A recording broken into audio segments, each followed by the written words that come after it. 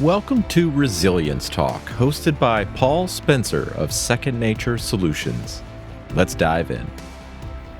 Software engineers have a saying that basically says if you're not embarrassed by your code from, say, 4 months ago, 2 months ago, even 6 months ago, then you're not learning fast enough. And what that means is that as craftsmen, so we always think of ourselves as software craftsmen, that we are constantly learning. Every single day we are improving our craft. And so it should be fairly easy to look backwards on things that we did even recently, 2 months ago, 4 months ago, 6 months ago, and be able to say, I could have done that in a better way. I could have done that in a different way. And so the reason why I bring that up is because in our lives, in our broad lives, we have an opportunity to constantly elevate. When we think about business as owners, sometimes we get stuck with an idea or a strategy, and we can't quite move forward with it because we're waiting to see, well, I can't quite do that until this person does that, or a supplier does this, or until the economy is this. And what that does is that stagnates the business. And then next thing you know, none of those things are quite lining up, and you can always find a reason why we're not quite ready yet. And here we are 2 years later, and we haven't made any improvements, and we haven't learned anything. And so we also do that personally in our own lives. Is we'll do the same thing, and we don't move forward. We should have this constant movement forward.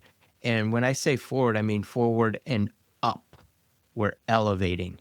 And what does elevating look like for an individual? Well, we're should be able to say, similar to the software developer, right? If I'm not embarrassed by the code I wrote 6 months ago, right, then I'm not learning fast enough. So we could rephrase it. If I'm not embarrassed by the things that I was doing, saying, right, creating, the work that I was producing, the life I was living 5 years ago, 3 years ago, then I'm not elevating fast enough. And you can tell if for those who are younger, it's hard to see the different stages in life. But as you get older, it's easier to look backwards and forwards and see the elevations that you have. And some of us are blessed to do that intuitively, and maybe on our own, and maybe because of those around us encourage us to elevate.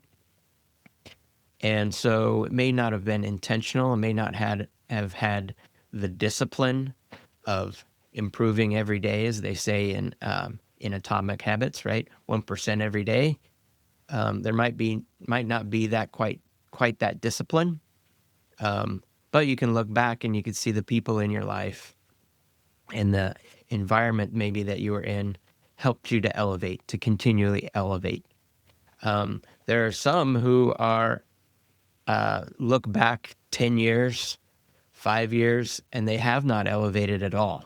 They're not able to satisfy the statement which says, I'm embarrassed that what I was doing 6 months ago, 6 years ago, is not any different than what I'm doing today, right? And I haven't elevated, and I haven't moved forward, and I haven't moved up. And so I think this is important to conceptualize, but it's also important for us to talk about and to set things, no matter what your age, you have an opportunity to take this thinking and apply it. So even if you're 70 years old, you can elevate. Even if you're 90 years old, you can elevate.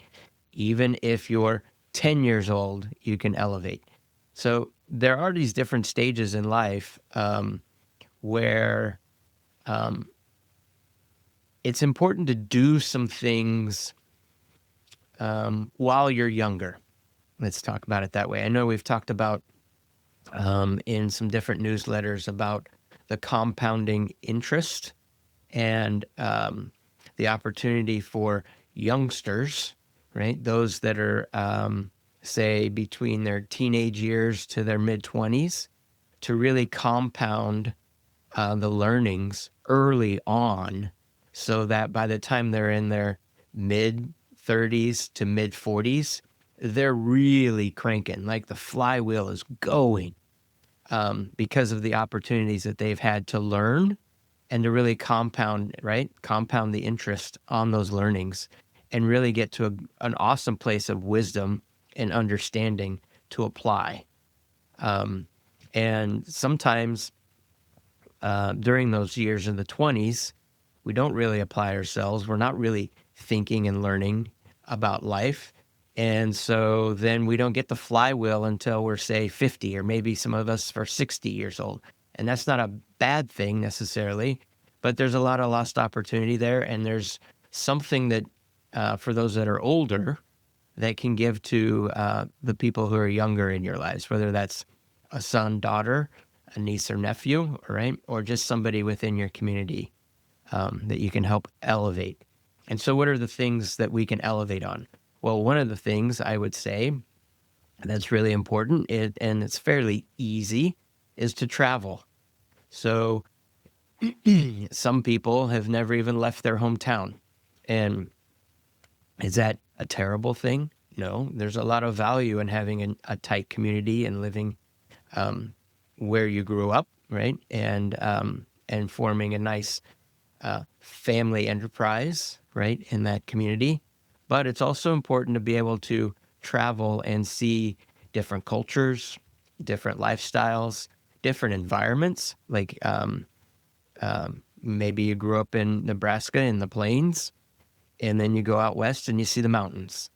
There's a lot of beauty in our world. There's a lot of things to be seen, to be heard, people to interact with, and there's a lot of elevation that comes out of that. So that's a fairly simple one. Another one that comes to mind is language. The more you have the opportunity to learn other languages, and that doesn't mean you have to be fluent in 5 or 6 different languages, but there's a lot of things, hidden meaning in language. So you can think about Latin, right? You can think about Spanish, French, German, right? Any of those, Italian. There's lots of things to be learned by elevating yourself out of your own comfort zone, out of your own way of speaking or your own way of thinking. You have to think differently in order to speak another language. Faith is another thing. As you grow in faith, you see the world in a different way, and you tend to react to things in a different way, and which changes your emotional quotient, right? Your EQ, which is also really important as you elevate, to elevate your EQ and your faith. Another thing is how you network, how you, what social groups you have. The social groups you have when you are a teenager are likely much different than the ones that you have when you're in your 50s. And hopefully, right, you have long relationships, long friendships, but the things that you talk about, the things that you're up to, hopefully have elevated, right? Hopefully you're not talking about things that you were talking about when you were a teenager in your 50s with your group, right? You have elevated in your thinking, you're elevated in your life and the purpose that you have around it. One other thing that I think is really important too, which is a big thing for everybody, I would say, is public speaking. So even if you are a great speaker, meaning you have good charisma, you don't really shy away from getting in front of the group or any group and kind of giving a presentation or just giving a mini speech, It doesn't have to be formal, right? But you don't have any problem being in front of people. Um, even those people, even if I'm describing you, getting up and preparing for and engaging in say a keynote speech where you have 700, 1,800 people in an audience and you're speaking, that's much different, right? And so if you're naturally really good at it and you can speak in your conference room with your company with 20 people in the room, you can do a boardroom very easily. Then your elevation is, how do I get in a room with 100 people? How do I get in a room with 500 people? How do I lock down a keynote speech at a certain conference or a certain type of association or group, right? That's elevating. And the reason why we do that, especially for public speaking, I think is I mean, we've talked about travel and everything else. Those are important. And I think they're all different pillars, but public speaking is an elevation step up. And so for those who are deathly afraid of getting in front of the group, even if it's just 3 people in the room and they're your friends and you know them well and you can't get up and speak in front of them, any kind of speaking will elevate you. And so maybe it's just 2 people in the room, maybe it's 5 people, and you look back and you say, geez, I can't believe that I had a really hard time speaking to my 3 good friends who were business partners, excuse me, that was just 2 years ago. And I had a really difficult time with that. And now look at me. I'm in front of groups of 20 very easily having a conversation. That right there has the ability to change how you interact with people individually. As when you have public speaking experience, it changes how you interact with people on an individual level. It changes how you think of yourself, and it changes how people observe you as well. It's a huge, huge thing, as opposed to just the travel aspect. Travel is good and gives you some outside